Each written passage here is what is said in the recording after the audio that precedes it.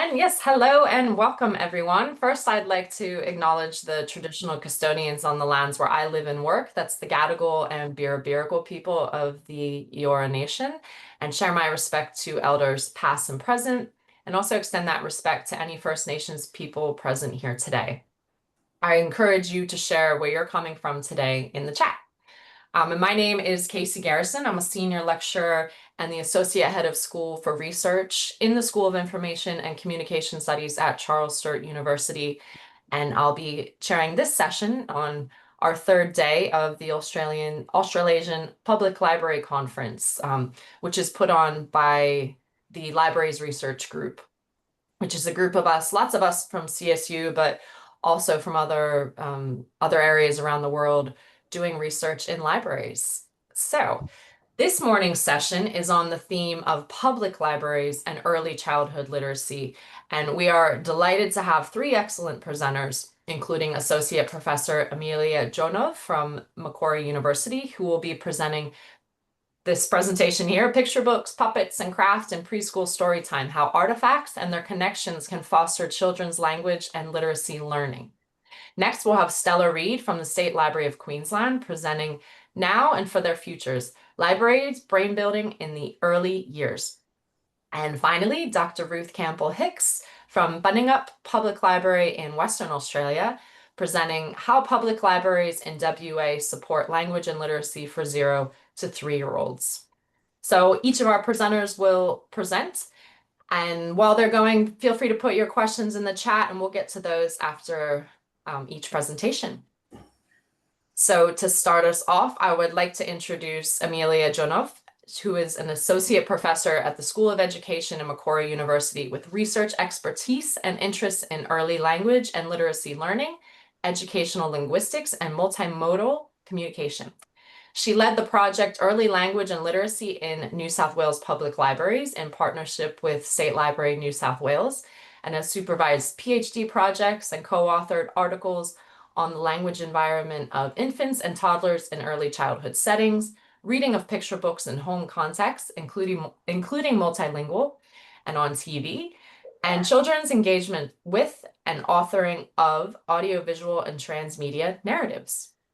So great. So with that, I'll hand over to you, Emilia. Thank you so much. I'd like to first thank Dr. Casey Garrison and the Conference Organizing Committee for inviting me to present my research or our research in this forum. And I'll focus on picture books, puppets and craft, or how various artifacts and their connections in Storytime can support the goals of library Storytime. I would also like to add to Casey's acknowledgement and acknowledge the traditional custodians and owners of the lands on which I work, live and play, the Wallamatagal and the Baramatagal people of the Darug Nation, whose cultures and customs have nurtured and continue to nurture this land since time immemorial, since the dream time, and who have never ceded their land. And I'd like to pay my respects to elders past, present, and any First Nations people in the audience today. And again, so that I don't forget, I'd also like to acknowledge the work of Dr. Catherine Martin and Dr. Marie Stenglin, who have supported me through multimodal analysis of the Storytime sessions and many discussions about the library spaces and the objects that are used in Storytime and children's sections of libraries through the years of this project. And also, of course, the library staff participants and the children and families who supported the Early Literacy in New South Wales Libraries project that I'll present on today. So just a little bit about the project. So that project is now one that we engaged in a while ago. The aim was to develop a context-sensitive framework that public libraries in New South Wales can employ to design and evaluate their early literacy programs. And there was a broad range of different data and participants. So we started with a survey of New South Wales public library staff involved in children's programs. Then the bulk of the work that I'll present from today as well is the observation and video recordings of 57 Storytime sessions. I'm using Storytime here generally to include infant and toddler sessions as well as those for preschool age children. This was across 11 country and 7 metropolitan library services in New South Wales. At the end of each session, we also invited parents and caregivers to fill out a survey. And the response was overwhelming. We were very happy with how many people responded to the survey, and conducted interviews with the session's presenters, 42 presenters, including some of these being library managers. What I'll focus on today, so it's a mixed methods approach, but what I'll focus on today is looking at some examples from the multimodal analysis of the sessions themselves. Just something that was important in developing that framework was to take into account, so that it could be a context-sensitive framework and not one that might work for school classrooms, but not for early library sessions, for example. It was important to take into account both the strengths that public libraries have to offer in terms of supporting early literacy, and also the challenges. And for the sessions themselves, obviously, it's valuable that we have programs for children from birth, and they have a great potential to provide language and literacy-rich environments, as well as other learning experiences and opportunities for families to socialize. But there are also a number of challenges that we had to acknowledge that were highlighted in the survey completed by library staff. So, for example, the variability in the attendance patterns of children, their regularity, the fact that some children might only ever attend a single session, and still you want them to come out of this session with something valuable that they have learned that can support their early language and literacy skills. The variation in children's ages, especially in smaller libraries, in regional and remote communities, and who brings them to Storytime, as well as challenges in ensuring the appropriate participation of both children and their caregivers alike in the sessions. And a lot of library staff wanted us to understand that they are not teachers. This is very different from a classroom, so the same standards and advice that teachers might find useful is not necessarily applicable in that context. To find out more about the project and access the literature review, as well as the framework that we developed and many resources that State Library of New South Wales have developed subsequently based on some of that work, please have a look at the website, and I've included a QR code here for that. All right. So let me start by introducing some of the key concepts that have guided us in analysing Storytime.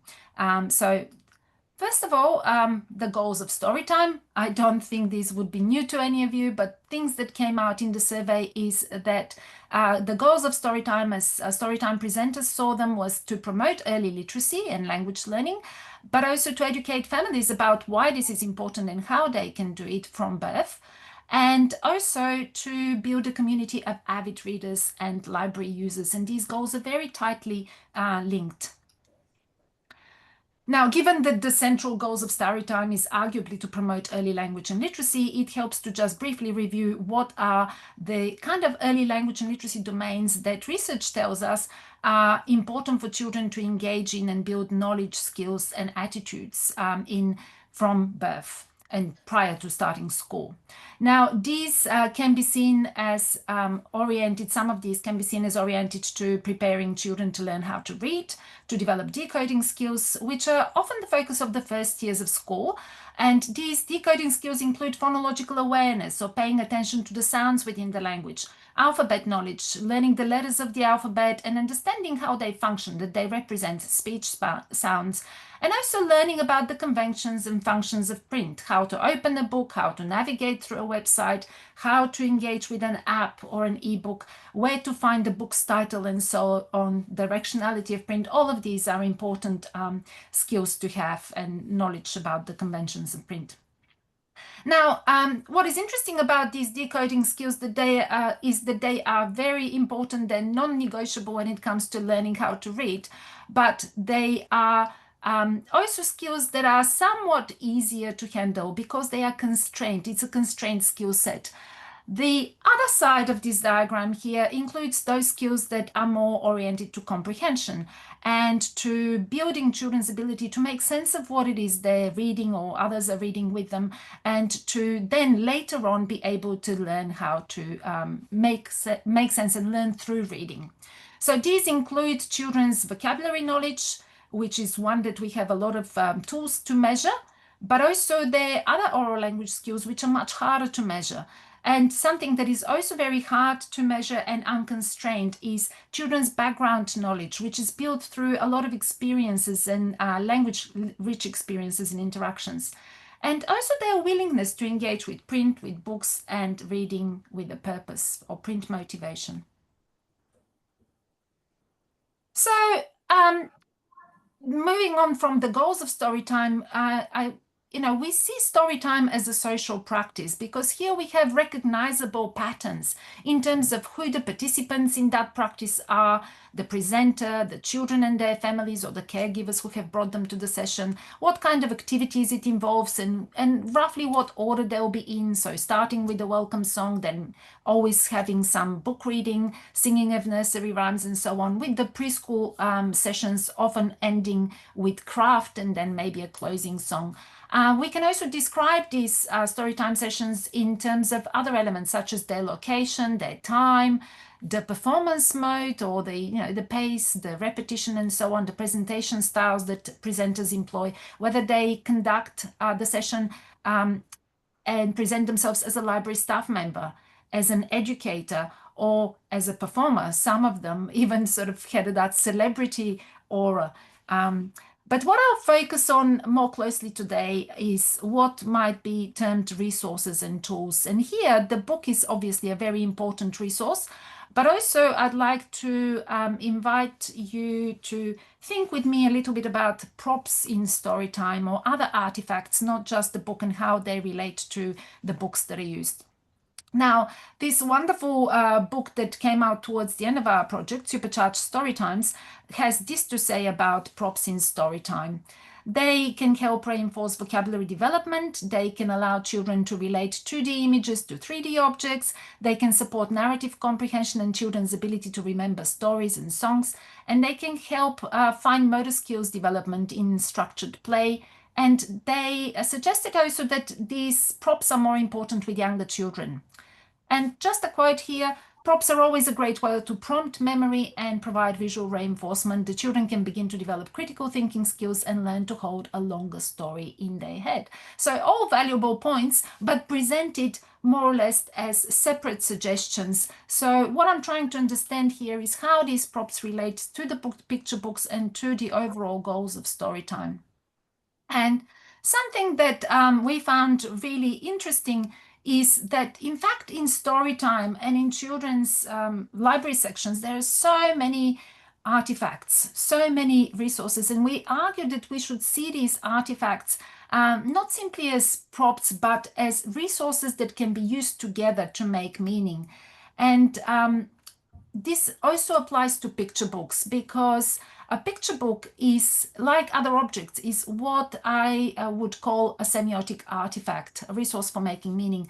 A picture book already incorporates some selections from different communication modes and media, but we make choices, which ones to emphasize, which ones to draw attention to, and we combine these choices that we make from the picture book or whatever other resources we're using to make meaning with other resources such as our speech and gestures and so on, in order to orchestrate that whole Storytime session presentation as a multimodal experience.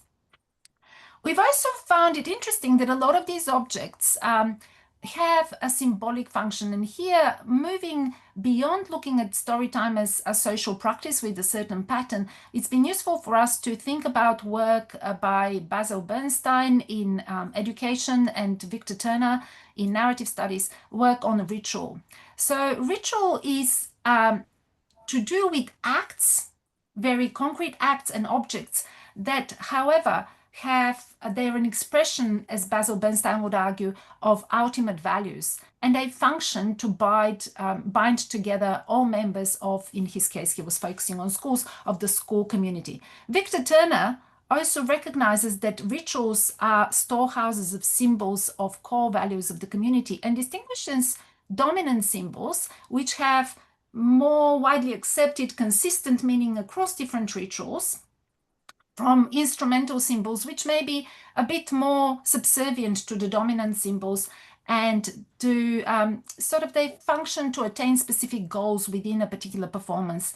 And their meaning is only revealed, he explains, in relation to the total other sort of system of symbols, especially the dominant symbol.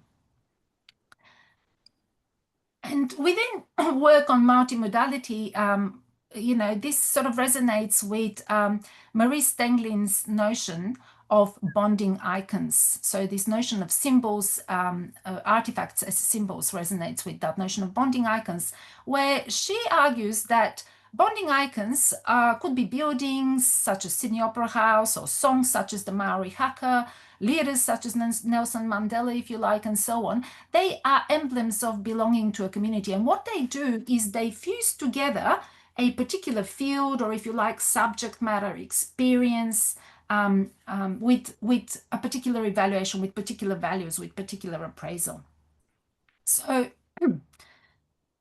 just very briefly, let me mention what we thought looking at these artifacts generally in children's sections, including the ones in Storytime, is that the dominant icon that seems to be most sort of like widely accepted, we would argue, are the books. The books are the main symbol that people rally around in Storytime and also in libraries. They symbolize literacy, knowledge, and libraries themselves. But there were also a range of other instrumental icons that were supporting the goals of Storytime and also the functions of libraries and so on related to that. So here is just an example of the book being the center of everyone's attention during Storytime. But also we had a number of other instrumental icons, so cushions, different toys, musical instruments, and so on. And we, in fact, interpreted even the librarian herself or himself, the presenter, as vested with institutional power to model literate practices for children and carers. Other icons functioned more to bridge the home to the institution and support children's sort of feeling welcome in the library. So these included toys, cushions, the carpet, and creating a home-like sort of environment. Other icons seemed to function to establish that connection between the material world, the session itself, and the book world, characters in the picture books and so on, represented by toys. But we were very impressed by all the work that library presenters did in creating what we call also instrumental icons of accessibility. So making the meanings in the picture books and other nursery rhymes and so on accessible for children. So here we have a library presenter who is dressed as a firefighter, and that was a session on different kinds of heroes with books about firefighters being read. And here we have a mouse puppet being used in a session that we'll look at in a little bit more detail in a moment, used in a session where the books and everything was on the topic of mice.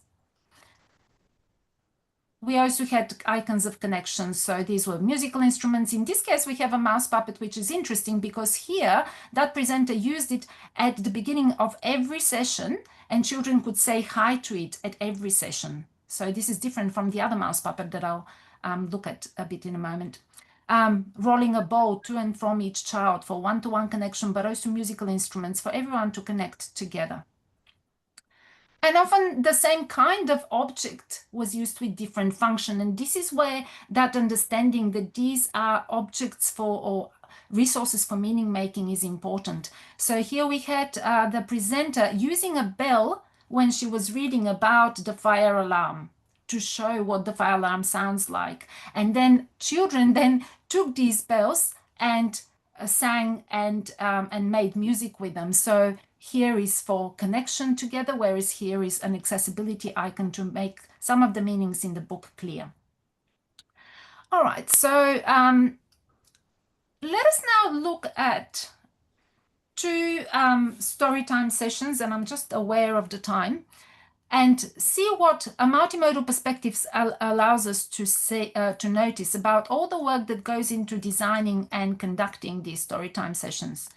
Both of these Storytime sessions included the use of a puppet. In one case, it was the mouse puppet that I mentioned previously in a session that was on the theme of mice. And in the other case, it was a pirate puppet on a session about pirates.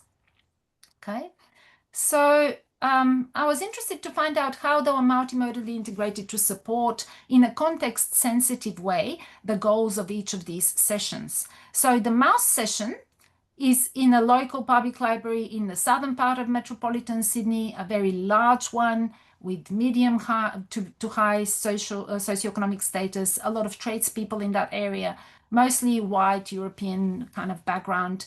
And they had a lot of storytime sessions each week. The pirate session, by contrast, is in a very small library located in a historic town in the Great Western Plains, much smaller population with agriculture and forestry as the main occupations, and a lot of Aboriginal people as well, and also relatively low SES in the area. Only one storytime session a week for all preschool age children, including infants and toddlers, so a lot less in terms of the frequency of the sessions. So in terms of the activity sequences that each session included, we had in the mouse session starting with a song, If You're Happy and You Know It, introducing the session theme of mice, then having a rhyme nursery song with Hickory Dickory Dock, and you know that there was a mouse there in that. Then a book about I think mice are rather nice. Another book, The Mouse Who Ate the Moon. Finger rhyme about 5 little mice, which links to some ideas about eating presented in the book before that. Another book, Eeny, Meeny, Miny Mouse. Another book, Shh, Little Mouse by Pamela Allen. Rhyme, 3 Blind Mice. And then they also had a film, 7 Blind Mice, based on a book.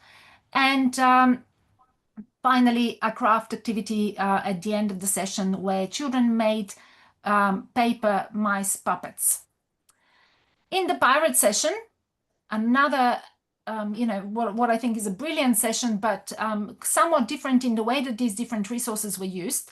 We started with a welcome song, and then the session theme was introduced using the puppet of Pirate Pete. He had a name as well, that Pirate Pete. And it's not incidental that we have alliteration here to support phonological awareness. So then what we had is a non-fiction book, which I found quite interesting, starting with a book about 100 things you should know about pirates, a discussion on pretend pirates and real pirates, a song, If You're a Pirate and You Know It, a treasure chest activity where she took a book out of a treasure chest, again creating a lot of anticipation and supporting print motivation. And then the craft activity in the middle of the session was children making each for himself or herself a hat and an eye patch that many of them wore for the rest of the session. So again, a bonding icon as well as supporting understanding of the meaning of these experiences and objects and words related to them and so on.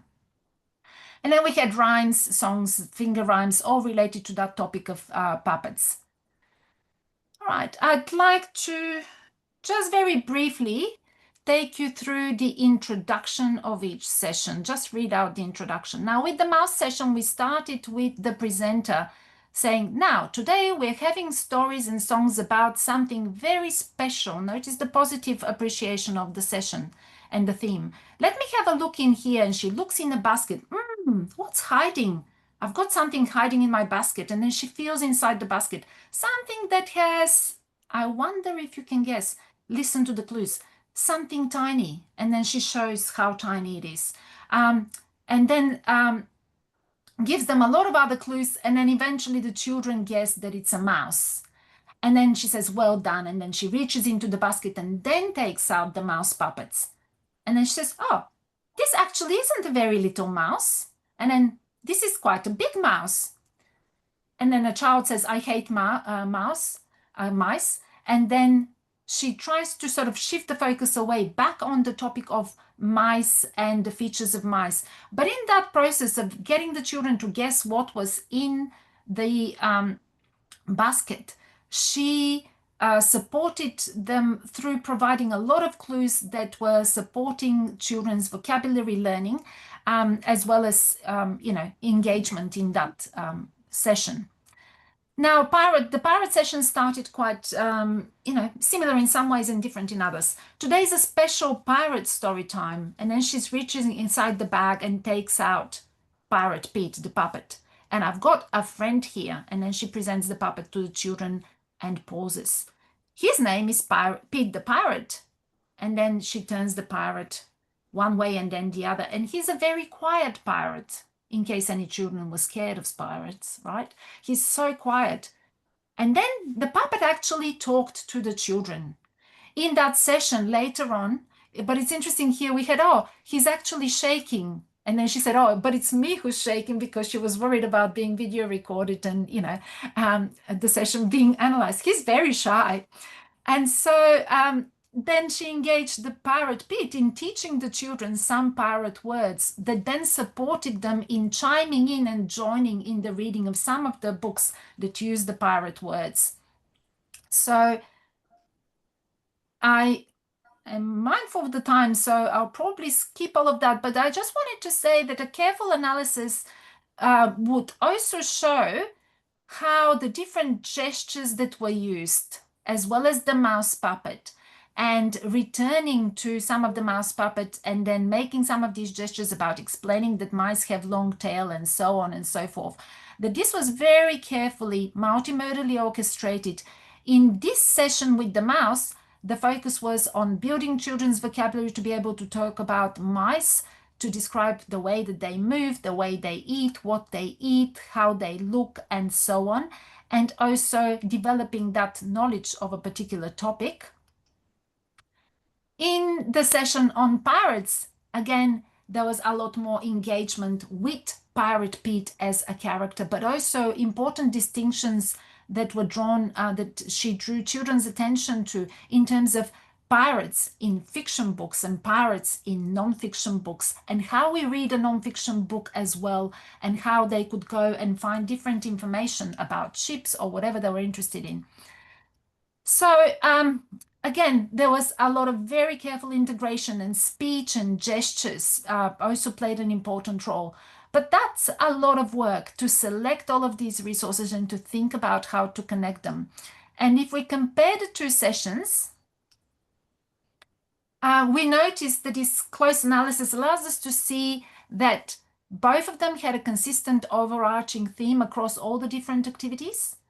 And the puppets were used in both of them as bonding icons, both to make the subject matter accessible and to bridge the material to the book world. But it was interesting that neither of them represented a story character from a particular story, such as, let's say, the Very Hungry Caterpillar or something like that. The craft items then bridged, again, both the home with the institutional environment, because children get to take these home, the craft items home, and also the material world with the book world, what they had read about.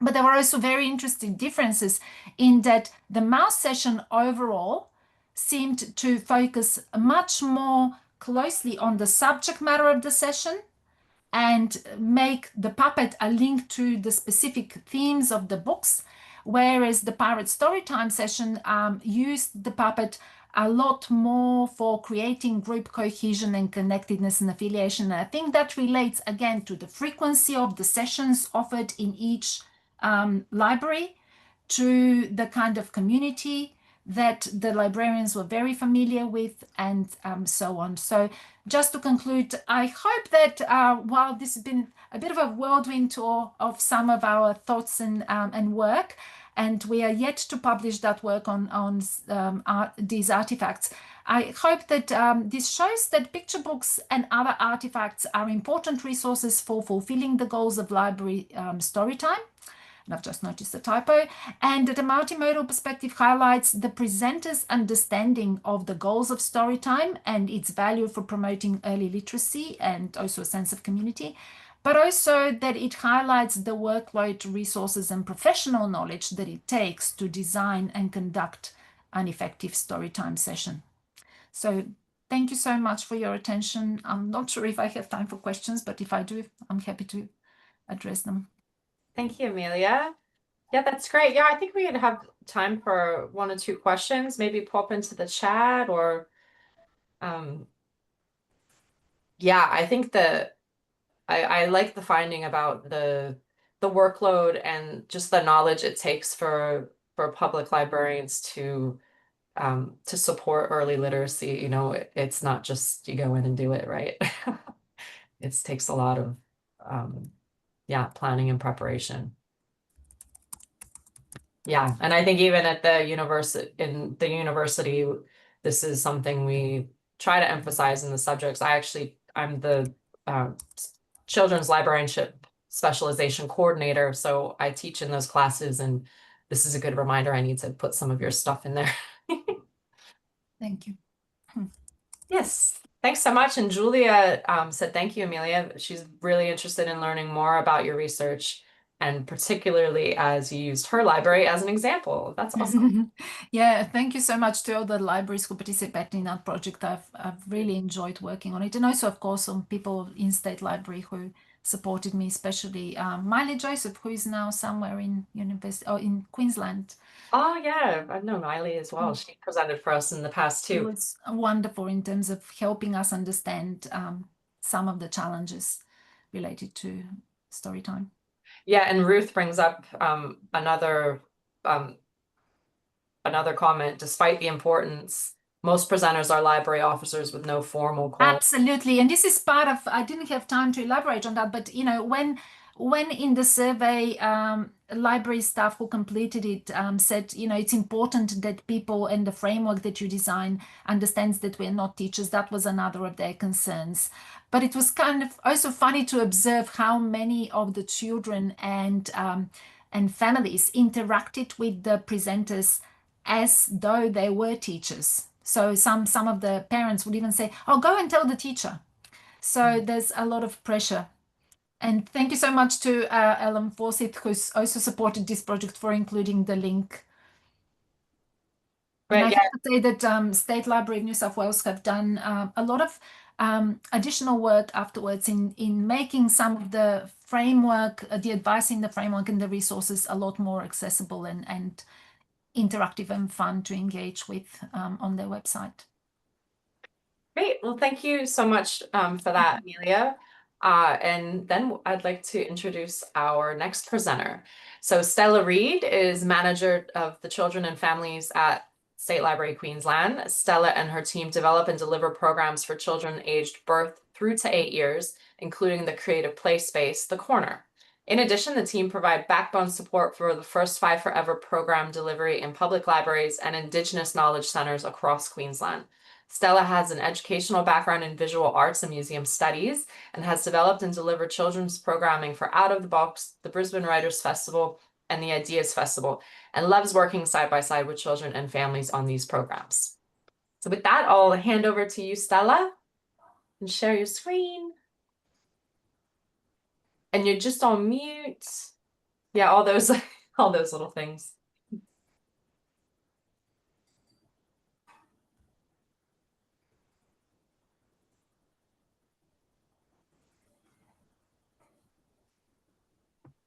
And yep, Is that working for everyone now? All good. Yep.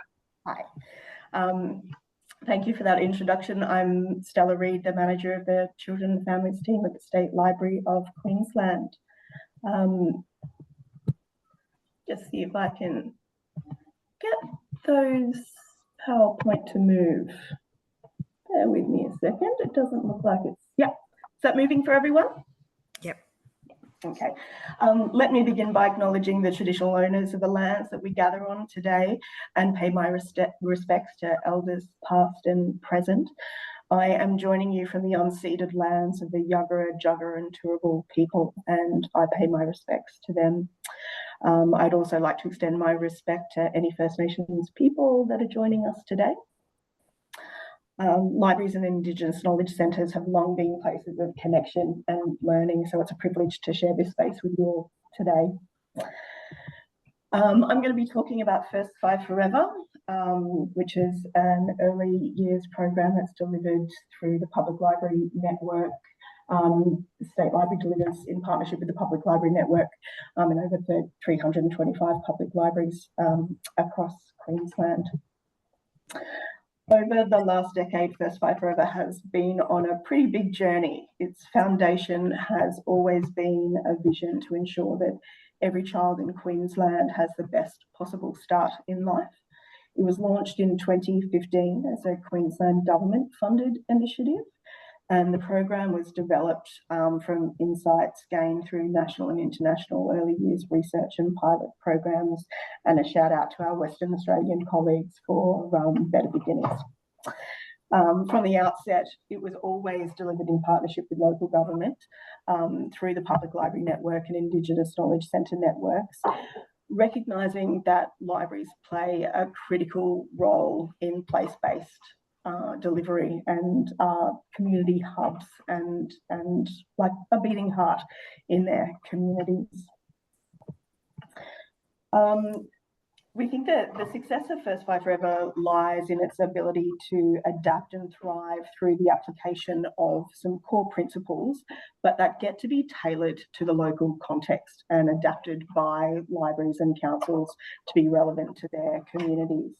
But the principles include universal access, so ensuring that every family, regardless of their background or location, has access to the program, and that can be through programs that are delivered in the libraries, that are delivered through outreach or resources that we have online.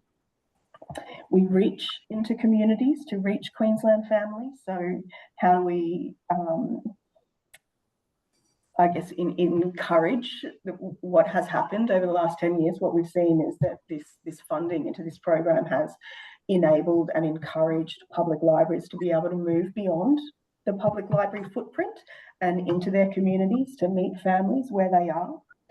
We acknowledge the critical importance of workforce capability.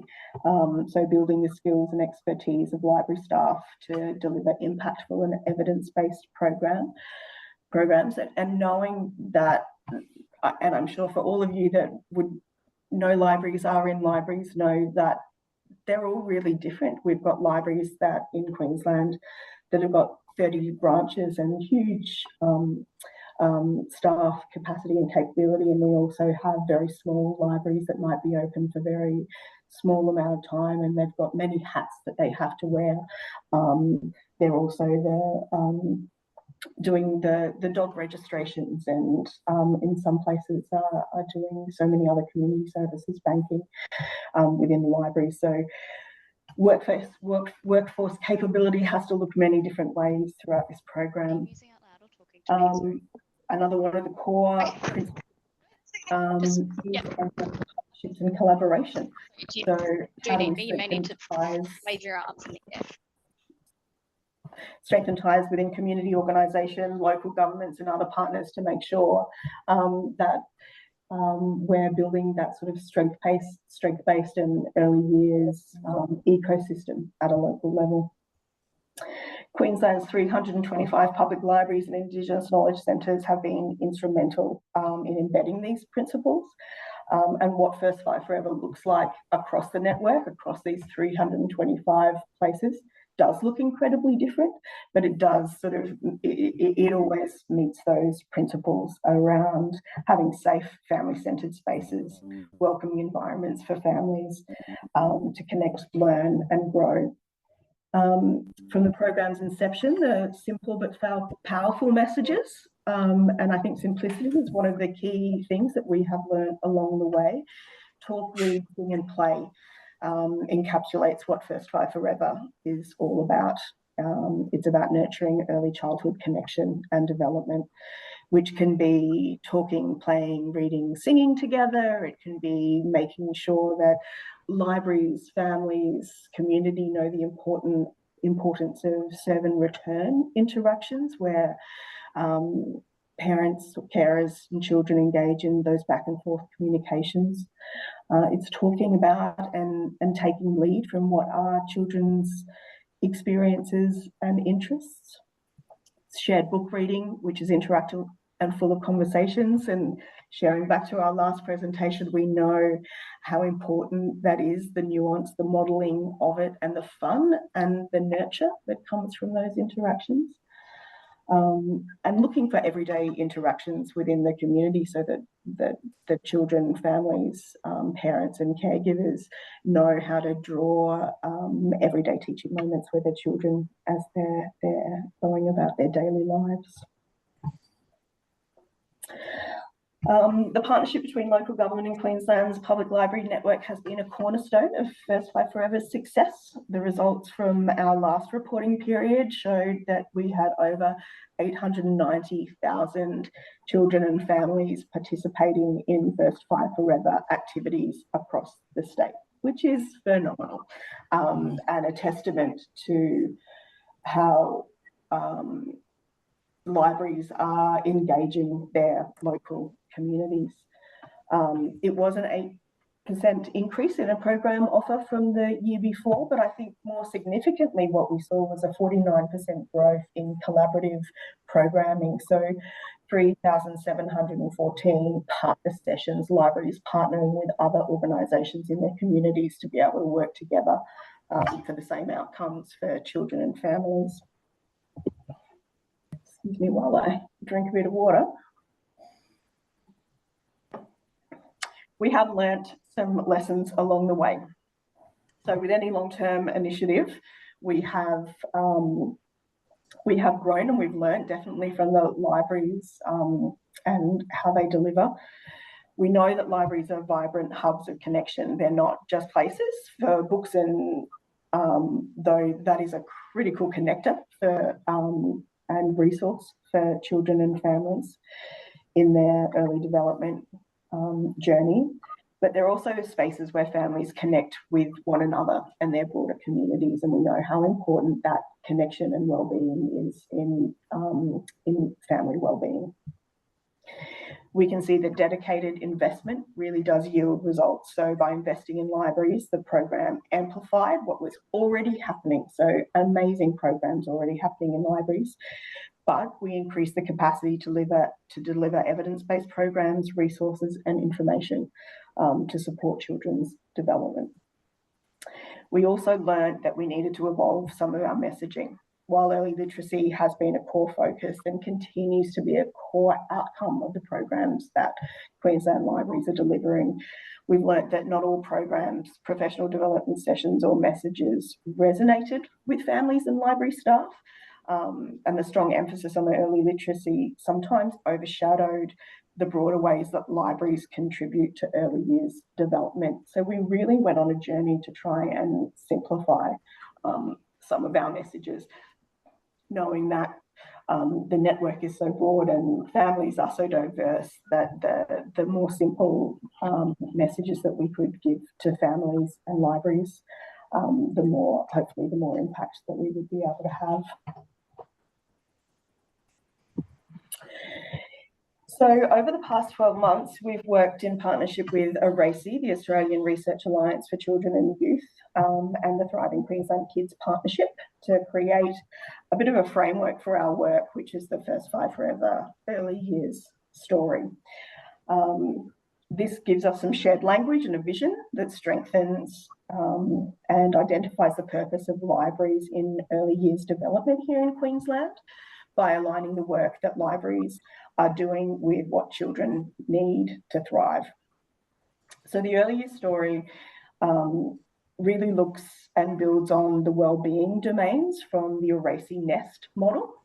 And we've tried to create a library space context of that. So we've got a bit of a bucket metaphor that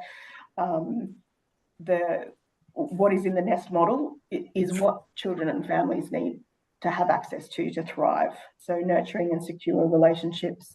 So we're looking at how libraries support families to build strong connections with their children.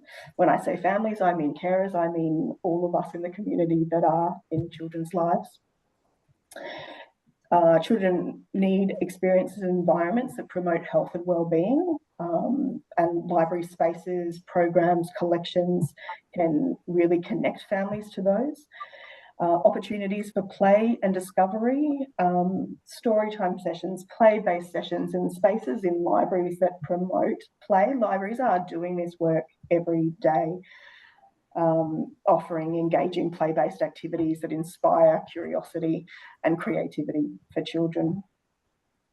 Participating in positive and inclusive communities. So how do we position libraries as hubs where families feel welcome and supported?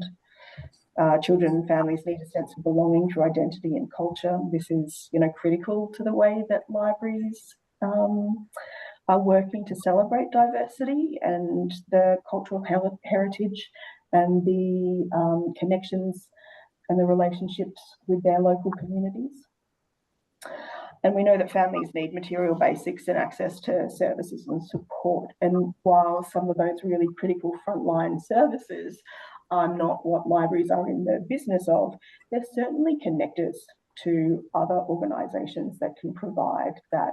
And recently at a forum that we held here, our Commissioner, our Children and Families Commissioner, Ruth, had said that we might need to think or rethink what frontline services look like, because we think, he was saying, and I'm not quoting him, but that the youth justice system or police are often considered frontline services, in the front line for families. But libraries can get in front of those services and be even more frontline. And when we support children and families in the early years, we can really do some of that critical prevention work. So by articulating the work that libraries are already doing within this framework of the early years story, we've looked to reinforce the important role that libraries have as community leaders in early childhood development, and really position their place in the early years ecosystem. To support the work that we do through the First Fight Forever Early Years story, we've developed a suite of resources that are designed to empower libraries, their partners and their families that they are there to work with. We've got online learning modules which are freely available, professional development for library staff and their partners that offer insights into early childhood learning and development and highlight the critical role libraries play in supporting families and carers during the first 5 years. They're flexible learning, so they're accessible anytime, anywhere. We know that library staff have very busy schedules, so we hope that this is able to meet their needs in that way. They include practical tools and techniques and actionable ideas that can be immediately implemented into programs, but also into daily interactions. We know that not all libraries have the capacity to deliver programs, and that sometimes the important work that libraries are doing in the conversations and interactions that they have with children and families every day. They're also evidence-based content, so we draw on the latest research and embed that into the work that we make available there. The modules are one thing. We also complement them with in-person workshops where libraries can bring in their community partners and can collaboratively map the opportunities and the work that they do to fill those buckets for families within their community. And we've also got online and print resources for libraries and families that outline the importance of the early years, that frame up what opportunities are available within libraries to support families in those years. The other thing that I mentioned is that we tried to simplify and modify some of our messaging. So we've always understood the critical importance of children's early years, and we do recognise that we could do more to communicate the significance of the early years and what those first years are for children, for families, for libraries, to understand that we've got like a very amazing window of opportunity to have a big impact for children to thrive. So we've worked again with Thriving Queensland Kids and with to do a framing initiative to look at the sort of messages that we have out there with families, so we can tell a more compelling and cohesive story.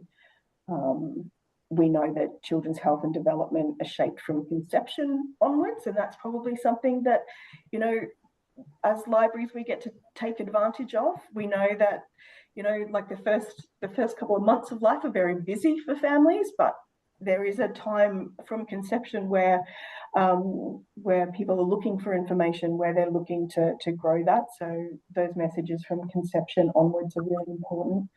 The importance of everyday interactions. They're small but vital moments of connection that build a foundation for lifelong learning. We've got messages around the unique role of libraries that support families in that time, and most importantly, that the benefits of these connections, these interactions, they're important now, but well into the future as well. So the shift in messaging we are seeing is making a difference. It's reshaping the narratives and increasing the understanding of the importance of the early years.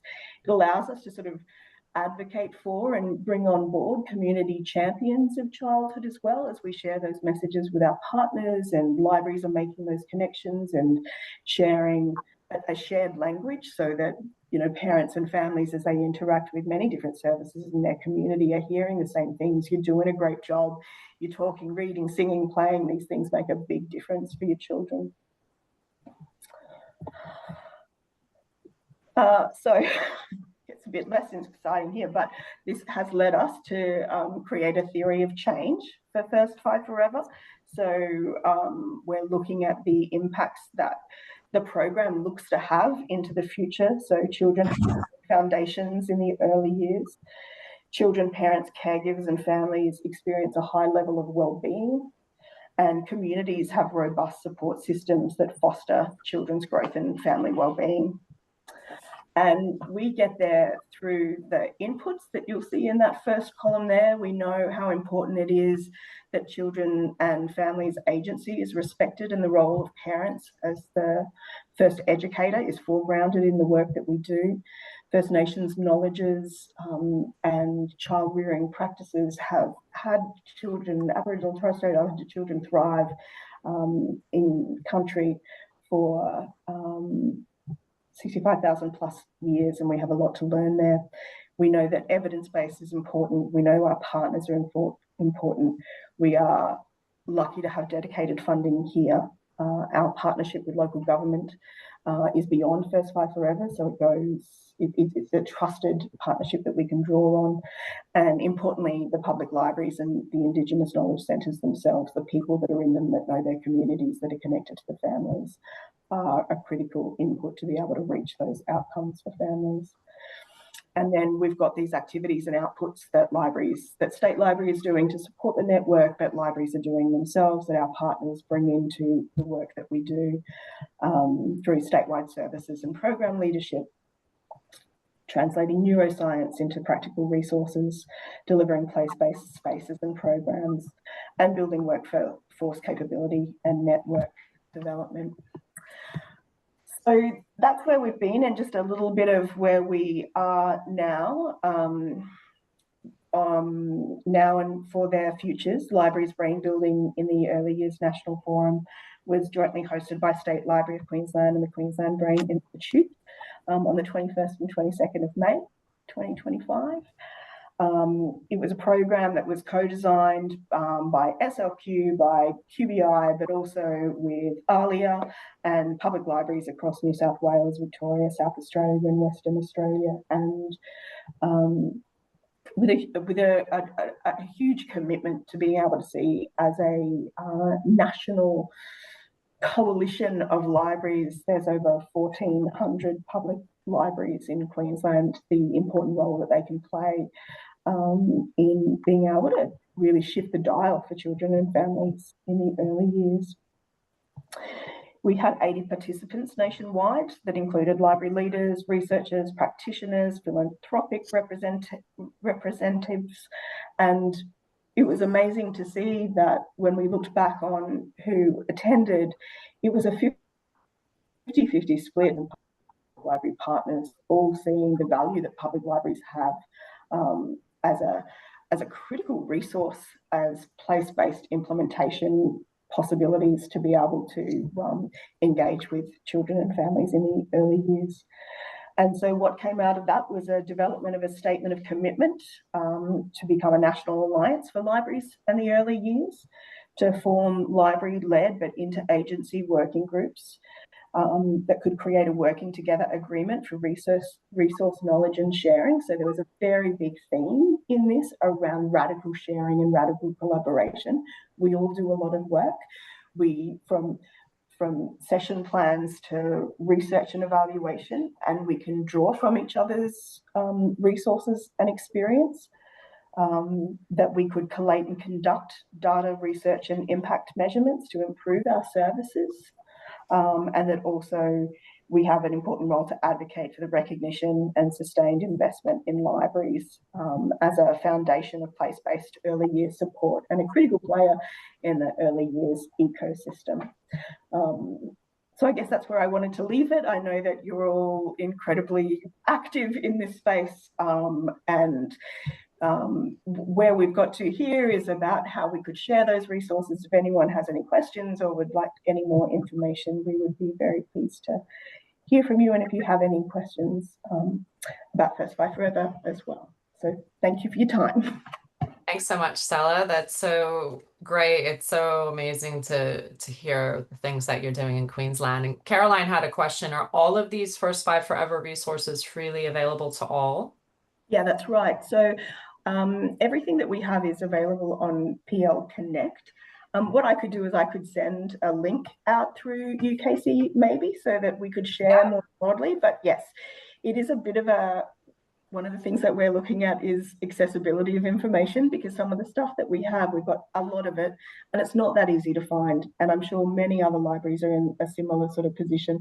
So how we make things visible and easily shareable across our network so that we can lift each other up with the resources that we have and not do some of that double handling, we are very keen to do. So I'll share that link, of course. Yeah, that'd be great. Oh, and yeah, feel free to pop. We have time for more questions for Stella. I had a question, Stella, because you mentioned in the summary of the annual program that you were really impressed with all the partnerships. And I was just wondering if you could give some examples of some of those maybe more unique partnerships. I mean, it's incredibly diverse. I was speaking to one of the councillors who's part of our Public Libraries Advisory Group, and on the day that we had that meeting, he was saying that the First Five Forever in a very small had gone to the nursing home to do their story time there. And that connection, that partnership was based on the fact that one of the families that came had a grandparent there, and everyone sort of was like, oh no, we'll all go there and share that. And so a really local place-based community approach to partnerships. We have partnerships with Play Matters. We see partnerships working within and outside of that within health, within speech pathology, but also within, I guess, some of the work that libraries have done within this space has enabled them, families in care, children in care who are not living with their families, have been able to, those partnerships have changed the way that particular councils have been able to give out their membership cards so that they don't need parents or carers. So they're broad. They range across like a number of different services. But I think the thing that drives them are, we've got statewide partnerships. We've partnered with Queensland Brain Institute where we do some of that big evidence base to bring those resources in. But what we see at that local level that public libraries are doing in community are really the strength of the program.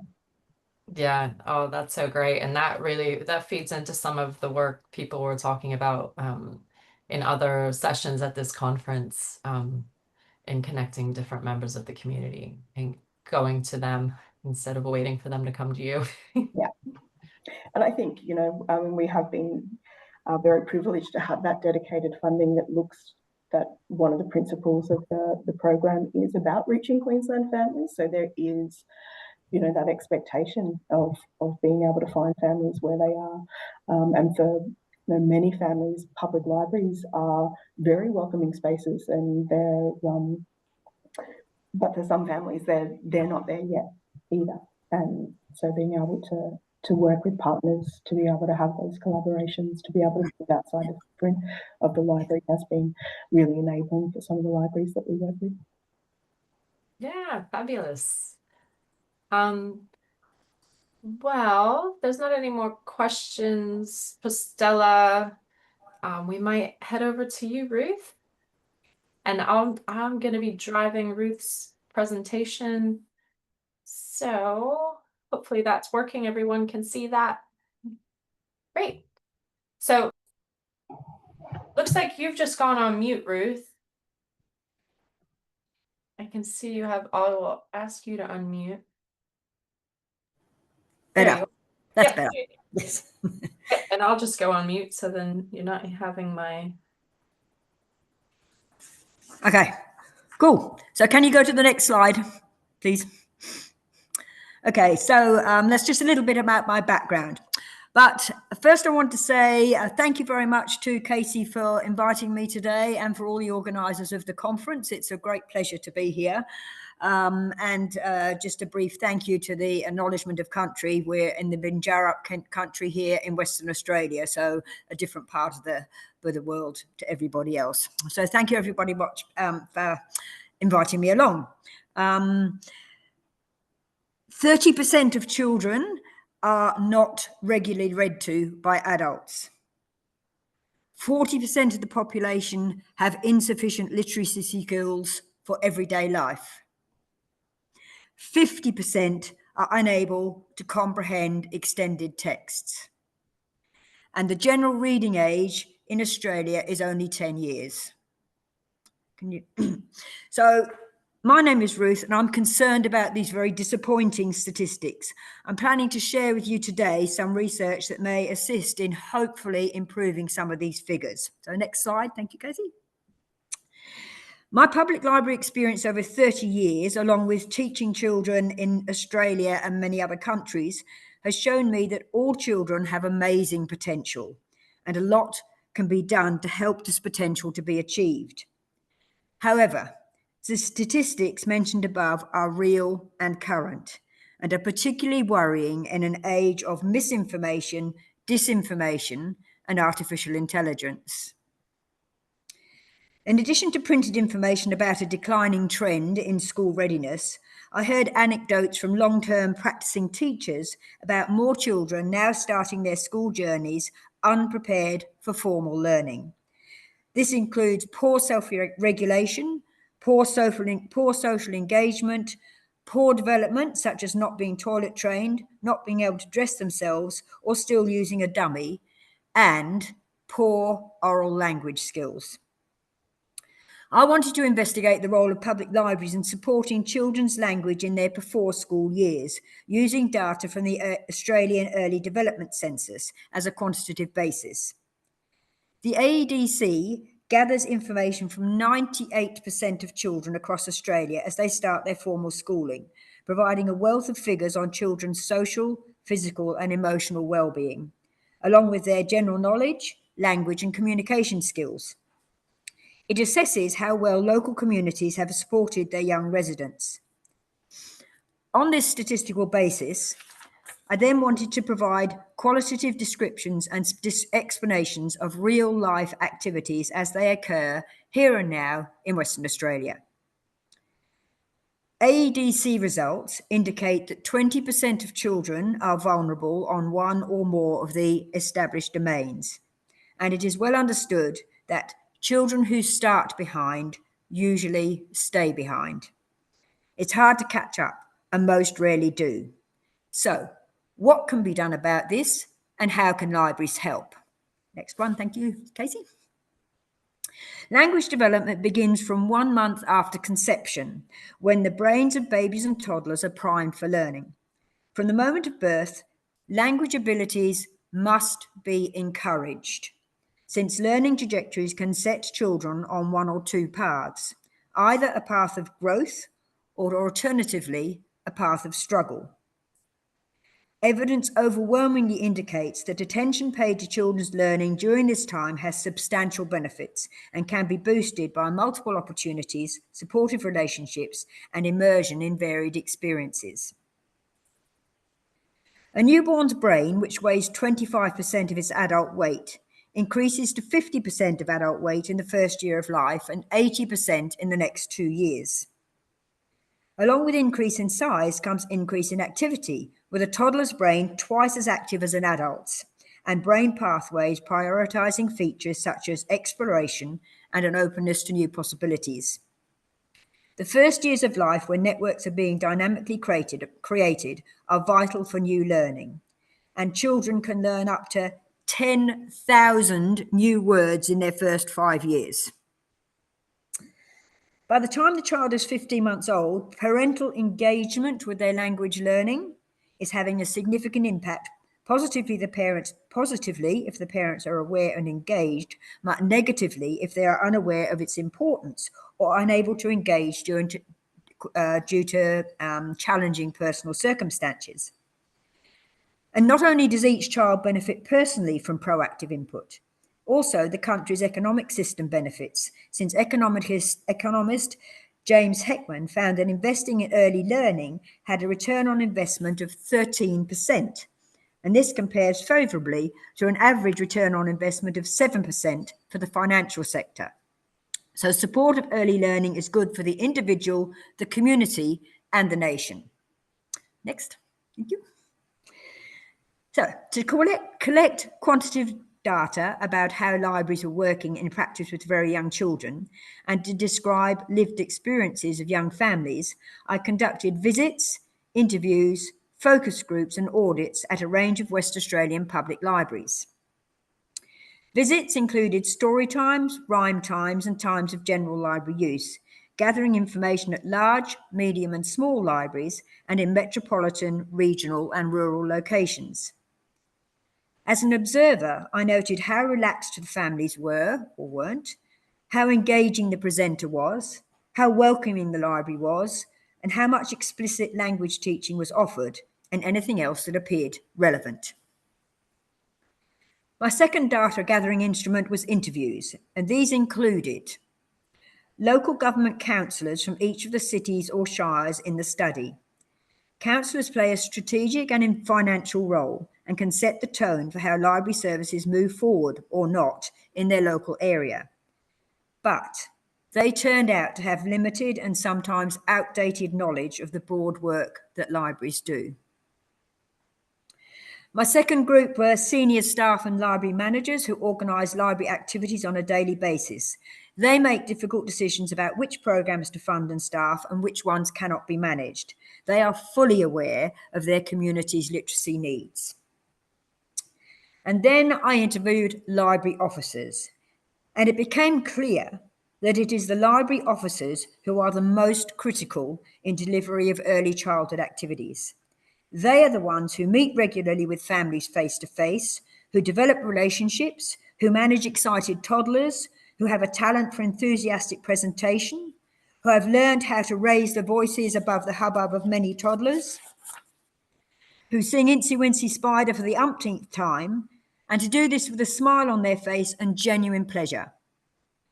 My research found that library officers need to be Superman or Superwoman, even if they had been up half the night with their own children or have a thumping headache. They turn up, turn on their smile, and deliver for the parents and children, always, no matter what. A third method of data collection was from groups, focus groups of parents. The library using parents were easy to access. They were there at the story times and rhyme times, and they were happy to talk. All were positive about library activities, regarding them as a social outing and something to do with their young children. The library offered a free activity, not too long, no preparation required, no cleaning up to do, a place to meet friends, followed by coffee or the gym. Finding library non-using parents was more difficult. And this is always the case, isn't it? We can talk to those who come, but when do we talk to those who don't come to try and find out why they don't come and how we could encourage them to come? To gather information from this cohort of young families, I visited nearby playgroups where I chatted with the mums, dads, grandparents, carers and facilitators. The information was enlightening and probably some of the most valuable of my studies, and I will talk about this shortly. The fourth data collection method was audits. I conducted audits of library facilities and resources. and found that the public library service in WA generally does very well, with libraries that were modern, bright and welcoming, with extensive resources and activities to support young families. Once data had been gathered, it was analysed, patterns were identified and conclusions were drawn. And from this, practical recommendations were developed, the most relevant being Recommendation 1, expand literacy content while maintaining social benefits. The social side of library activities turned out to be as important as actual teaching of language and literacy skills. Rather than specific adult-directed teaching for the youngest age group, children acquired language by being provided with extensive opportunities for learning. Rich and early exposure to words and concepts provided an easy and effective path towards competency. Recommendation 2, build staff skills and knowledge. Staff knowledge of early language and literacy and of child development was found to be relatively low. We don't need staff to be put through long, formal child development courses, but we do need to equip them to talk confidently with parents and carers in an accurate and informative way. Extra staff training would endorse the work we do in libraries, raise the profile and understanding of our work, and boost the positive learning outcomes that we can achieve. Recommendation 3, promote library-based programs, activities and resources. We know we do it, but who else does? Do new parents at the infant health clinic know? Do ladies in the supermarket or the nail parlour know? Do mums at the laundromat know? Do paediatricians know? Do politicians know? Do funding bodies know? We need to be bold about telling people what libraries do. Recommendation 4, conduct extended outreach. Outreach into the community requires time, staffing, money, creativity and more. But if we manage to reach those who need us, it will be repaid handsomely. The more children we can reach, the more children will arrive at school suitably prepared to learn, which is our aim. All right. Recommendation 5 provides sustainable resourcing, that is money. To be provided, we need to supply quantitative data to funding bodies. This may include number of participants, cost of programs, and specific measurable outcomes, such as number of new words learned or children with better AEDC scores. While statistics may be relatively empty in themselves, they can be augmented and illustrated by real-life stories. Politicians like stories just as much as they like financial or other information. A heartwarming story in the media showing a politician joining in Storytime at the library can do wonders for both the library and the politician. Recommendation 6, finally, create suitable and effective evaluation tools. There are a range of possibilities in the public domain illustrating effective evaluation of library services, and I urge people to put aside time to work with this. It will improve knowledge of the professional nature of library services and staff. It will help to future-proof libraries and extend our community building activities. And it will make a stronger place for public libraries in broad educational circles. And this is really important. So apart from the formal recommendations of my research, what resonated with me personally?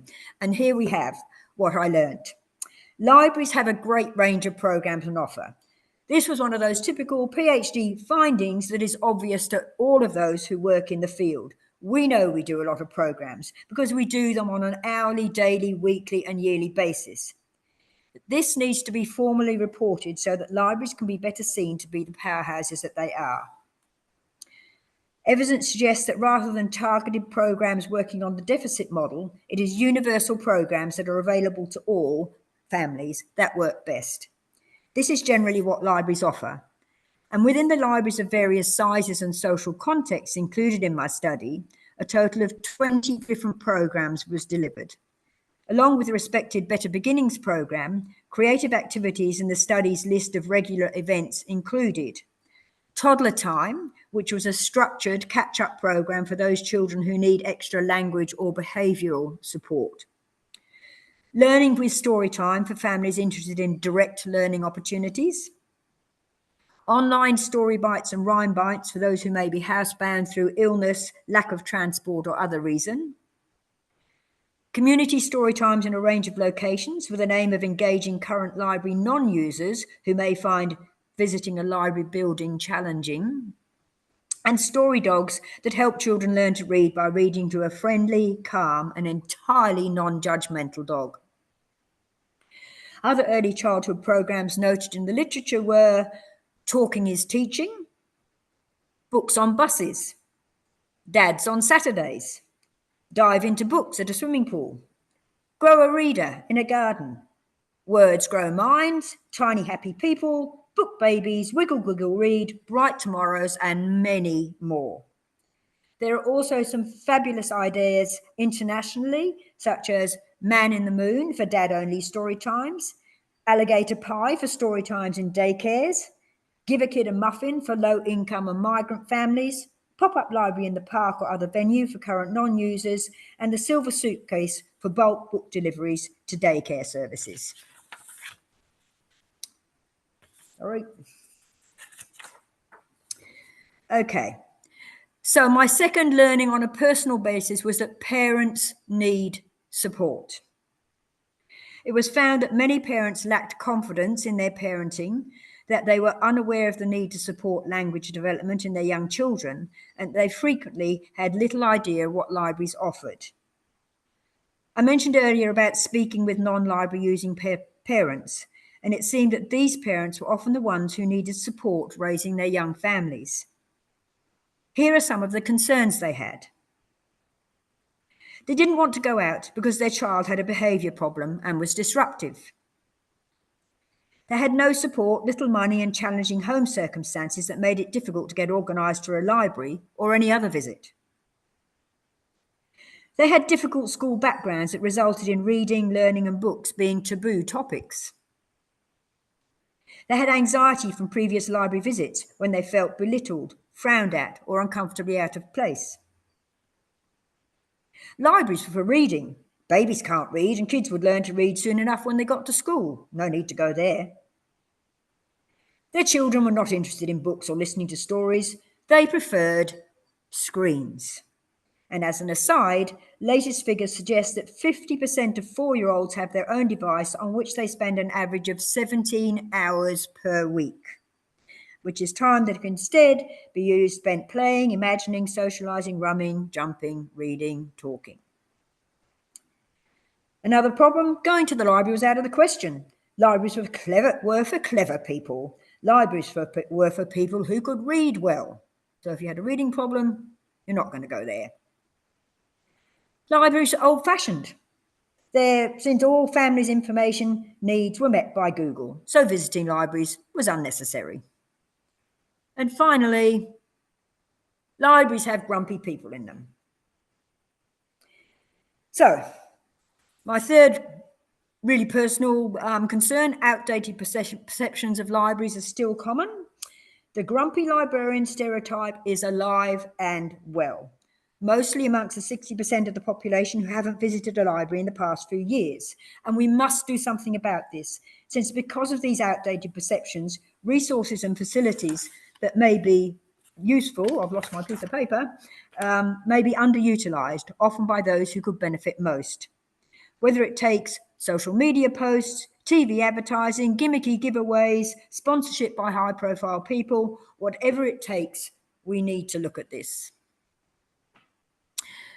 Next, libraries need to be out and about. By this I mean we need to be seen, be out in the community at shopping centres, daycares, schools, playgroups and playgrounds.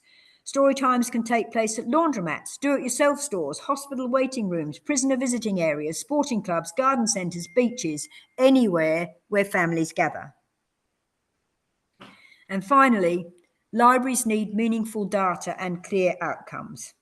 Now, personally, I would prefer to leap around singing a hokey pokey with a bunch of small children rather than prepare evaluations.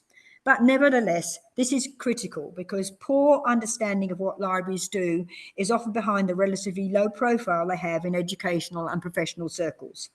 We need to show what parents and children are actually learning when they visit the library, what their improved outcomes might be, and how money spent on library services is money well spent. Okay, next slide, please. So let's drill down to see how some of these ideas work in practice. When I visited the libraries, large, small, and in between, I found that story times and rhyme times were delivered differently according to local context, which is exactly what needs to happen. Responding creatively to their particular parents, children, and circumstances in our local cohort of library visitors is essential. During my observations, there appeared to be three main types of delivery of language and literacy-based activities for young children, all of which are beneficial for the families involved. These three types are social, unplanned, and intentional. Social. So social rhyme times and story times were beneficial largely from the support they gave to parents and caregivers who may otherwise be isolated at home with a young baby or child. They provided social benefits for young children learning to play with others in an informal group, learning to share and communicate and make their needs understood. The sessions offered opportunities for families to access resources in the form of books, toys, Lego, craft materials, etc. They were free of financial cost, free of needing to prepare anything, and hopefully free of judgment. Parents and their children were not required to engage in any activities they may have found challenging, especially for parents with their own literacy difficulties. They were just a social event. The second type was unplanned and spontaneous, and this doesn't mean unplanned in terms of selecting good stories to read or learning children's songs to sing. It means making use of unplanned language and literacy opportunities that arise spontaneously during rhyme time or story time sessions. It encourages interactions between adults and children, models shared book reading, builds oral language, and supports the all-important motivation to read that underlies literacy learning. In the sessions I observed, it looked something like this. Oh, look, I'm wearing a blue shirt today and you're wearing a blue shirt. Can you see anything else that's blue? This is a song about 3 brown teddies. Can you count them with me? I wonder what the word shadow means. Any ideas, anyone? Those are just the things that arise as you do it. They're not planned, they just come up during the story. And then the third type that I noted during my visits was the intentional story times. These are the 5-star version. They were useful for families who understood the importance of supporting early language and literacy, and they were useful for providing some data and outcomes. In these sessions, the presenter selected perhaps 3 vocabulary words that they wanted to teach, and they may have decided to talk about rhyme or alliteration or what shape a square is or the differences between being happy and sad. They may be working on encouraging children to ask questions, demonstrate comprehension, or follow instructions. Or they may be providing a new piece of general knowledge for the children to learn. Staff in these sessions prepared a lesson plan with specific outcomes that were written down and evaluated. They reflected on what worked during the session and what could be done next or differently. And whichever style suits the particular community, I think we need to be confident that it will be doing good. Whether it's social, spontaneous, or intentional, it will be doing some good amongst the families.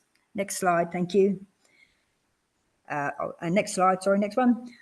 And I'll finish by showing how our efforts to support language and literacy are illustrated by 2 rather amazing statistics. First, more than 6 million people and growing across Australia participate in public library programs annually. And second, public libraries in Australia provide financial benefits estimated at nearly $2 billion. That is a very big number. So this is achieved by the support of amazing library service and staff all across the country. Thank you, everybody.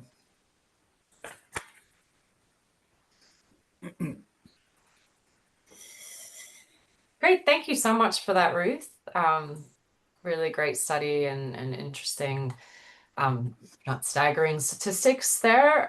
We do have a few comments, and feel free to type questions into the chat. Caroline has noted that she finds it interesting that tertiary educated librarians seem to have disappeared as a profession. It's likely becoming undervalued. It's like there are team leaders and management, and then the front-facing library officers. And she notes that she's the last librarian working as a librarian on the organizational chart. I'm guessing that's a common picture. Unfortunately, it is a very common picture.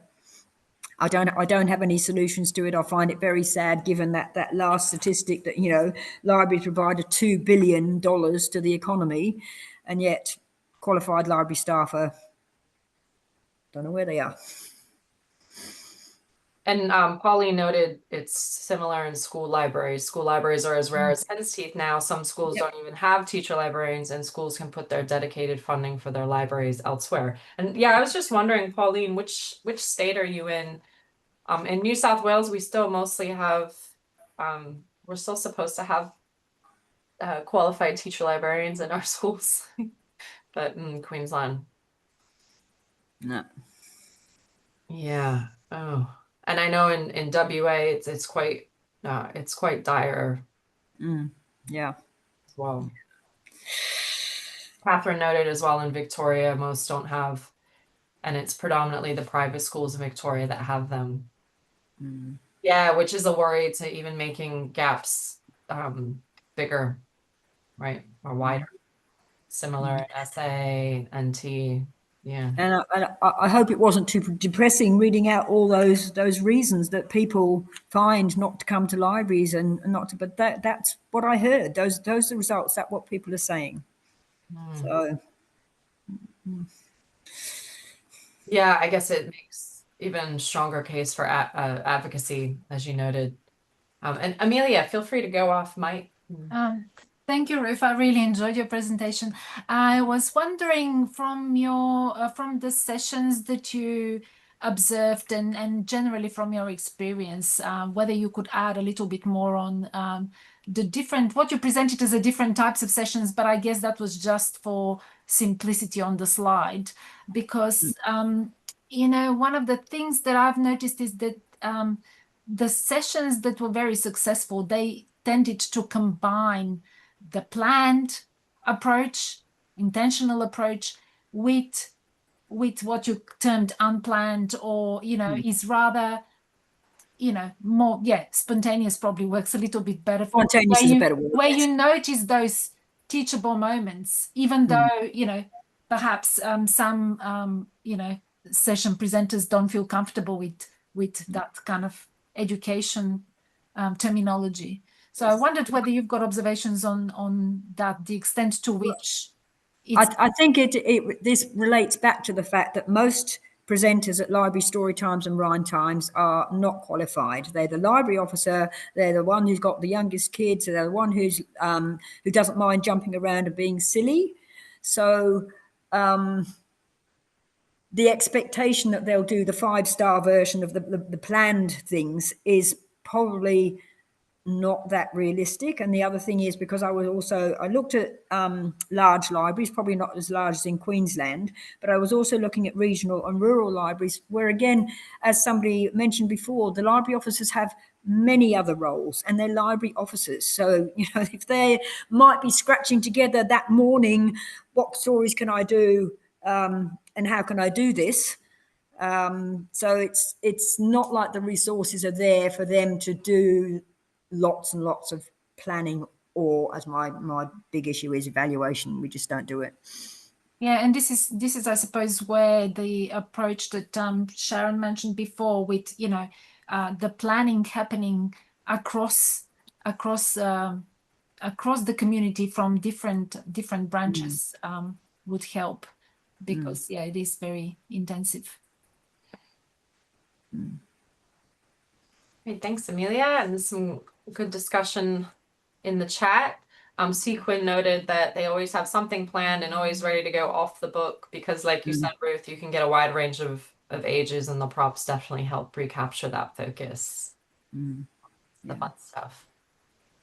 And Pauline said she's lucky enough to have early childhood background and experience in school as a TA, as well as in the library, so can add those bits of information about language development. Good. Yeah. That's good. Well, if we don't have any more questions, just thank you so much, Emilia, Stella, and Ruth, for sharing your research and your practice today with us. It was really interesting and engaging presentations. And yeah, I'm seeing the connections across some of the different themes within this conference, which has been really cool. But this one's the foundation, right? The early childhood literacy. So yeah, I will just... Thank you so much, Casey.